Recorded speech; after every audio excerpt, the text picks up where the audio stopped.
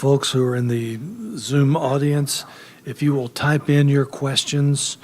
We're having a little bit of trouble getting your audio, so just type in your questions and we will repeat them. Thank you.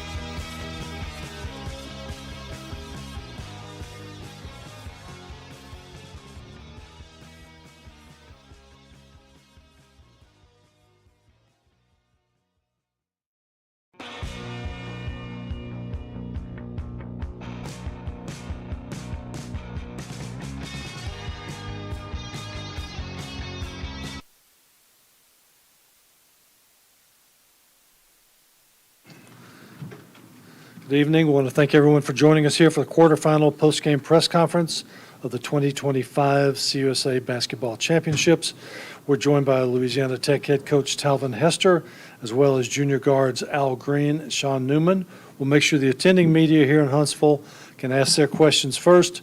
Then we'll move to our Zoom audience. Reminder, anybody in our Zoom audience, please type in your questions and we will repeat them to the coaches and the players. If you don't mind, please state your name and affiliation prior to asking your question. Thank you for attending as well as for your patience. We'll now begin with opening statement from Coach Hester before opening it up to questions. Opening statements. I've been doing this a long time, and I've never felt good about a loss. But if there's a possible way to feel gratitude for this team and the way they fought today, when one of their brothers went down after that, I'm as proud as I can be of these guys. And I would go in the back alley with these guys any day of the week because I think they're made of the right stuff and they represent our university in the right way. And I appreciate them for that. Questions from the audience here? Coach, obviously any team's different when a guy like Daniel Bacho goes down. What adjustments did y'all make to weather the storm, with him and keep Middle really out of the paint, a good bit of the night? To be honest, I thought our defense was bad the first half. We gave up 40 points in the first half. They played it, for you basketball people, 1.2 points per possession. I said, if we're going to get back in this game, we got to guard. And so we just kept throwing our bigs at them and rotating them for them to stay fresh, and tried to get it on the defensive end of the floor. And we did. I mean, we held them to 22 points in the second half, which gave us a chance. I felt like we had a couple chances to win it offensively late. Balls don't go in, but you can be okay with that. And even there at the end, I thought that we got a good shot on the rim before the jump ball. And so that's all you can ask. You want a team that fights, and I told them, let's leave it all on the floor, and I feel like they did.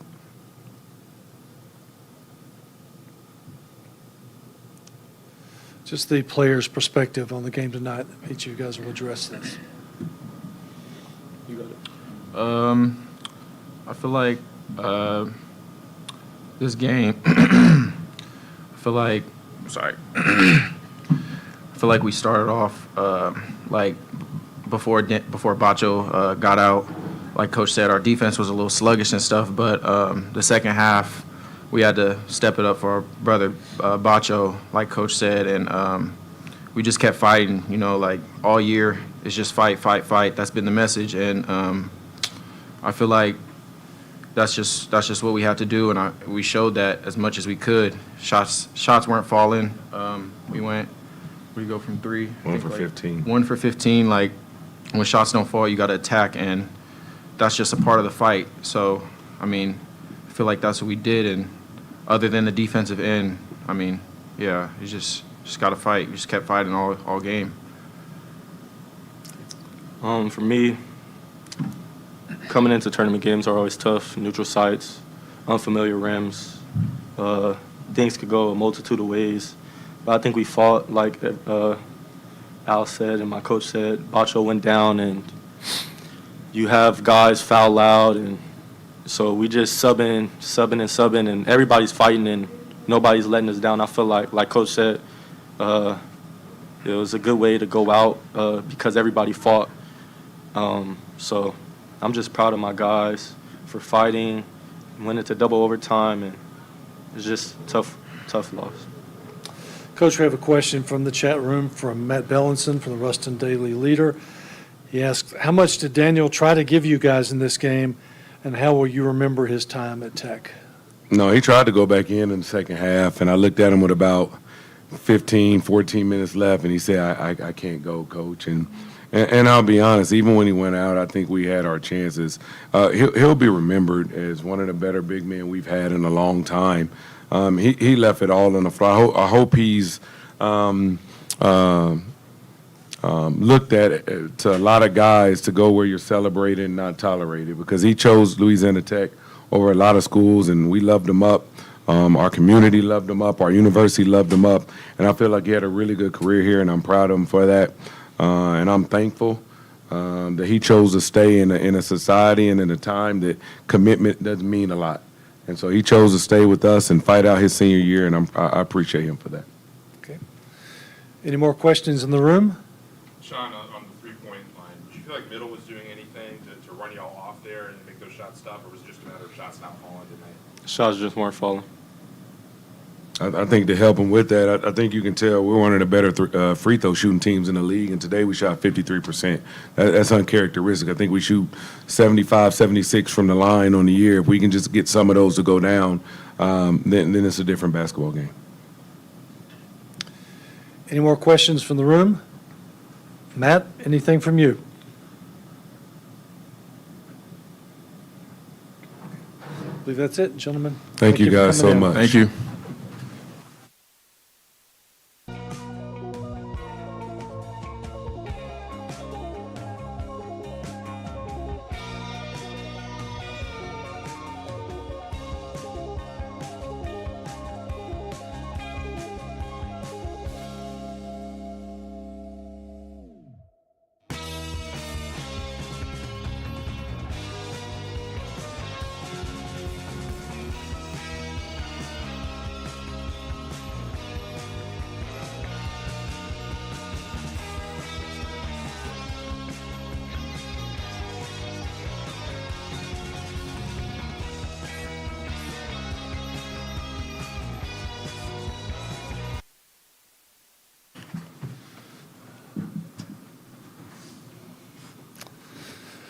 Okay, we want to thank everyone for joining us here for the quarterfinal post-game press conference of the 2025 CUSA Basketball Championships.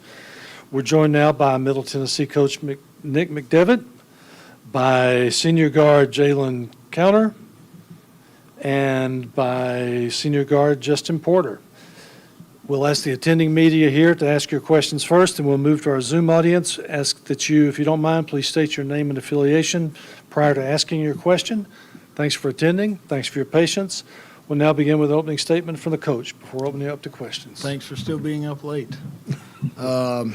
Really proud of our team. I thought it was a tough team win. You know, obviously double overtime late at night. You know, now that's 2 years in a row that we've played La Tech in the first round and won on a miss at the buzzer. And both of them hard fought. I thought Green for them was playing really, really well.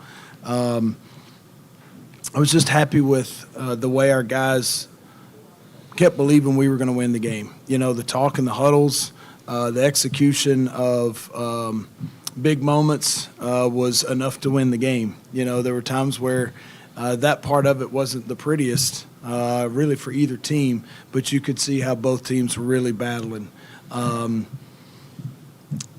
So we got to get home, get to bed, and, you know, be ready for a tough one tomorrow. Questions? Coach, Esom was big, you know, the 2 overtime periods after not playing much in the second half.